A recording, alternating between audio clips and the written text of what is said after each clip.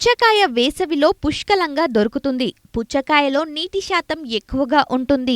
ఇది మీ శరీరంలోని డీహైడ్రేషన్ సమస్యను తగ్గిస్తుంది. అంతేకాకుండా పుచ్చకాయ పండు తినడం వల్ల శరీరానికి కావలసిన పీచు, విటమిన్ సి వంటి ఎన్నో పోషకాలు అందుతాయి.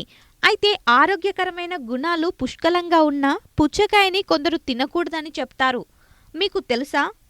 ఎవరికి పుచ్చకాయ తింటే ఎలాంటి హాని కలుగుతుందో ఇక్కడ తెలుసుకుందాం. పుచ్చకాయ తీసుకోవడం వల్ల కాలేయంలో మంట కలుగుతుంది.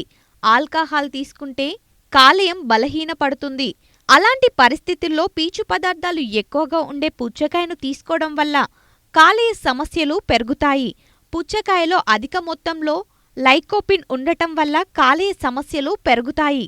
కొందరికి పుచ్చకాయ తిన్న తర్వాత ఎలర్జీ వస్తుంది. పుచ్చకాయ తింటే వాపు, శ్వాస సమస్య, చర్మ సమస్యలు వస్తాయి. తీవ్రమైన సందర్భాల్లో అలర్జీ ప్రతిచర్య అనాఫిలాక్సిస్కు దారితీస్తుంది. ఇది చాలా తీవ్రమైన పరిస్థితి. డయాబెటిక్ రోగులు పుచ్చకాయ తినకూడదు. పుచ్చకాయలో సహజ చక్కెరలు ఉంటాయి. అధిక గ్లైసెమిక్ సూచనను కలిగి ఉంటుంది కాబట్టి మధుమేహంతో బాధపడుతున్న వ్యక్తులు పుచ్చకాయను చాలా తక్కువ మోతాదులో మాత్రమే తినాలి.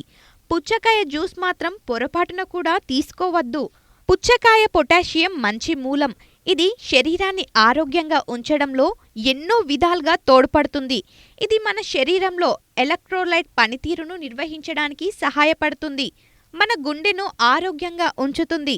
మన ఎముకలు, కండరాలను బలపరుస్తుంది.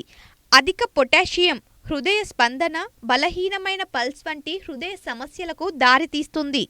పుచ్చకాయ జీర్ణక్రియకు చాలా మంచిది. ఇది మలబద్ధకం సమస్య నుండి ఉపశమనాన్ని అందిస్తుంది. కానీ పుచ్చకాయలో లైకోపిన్ కూడా ఉంటుంది.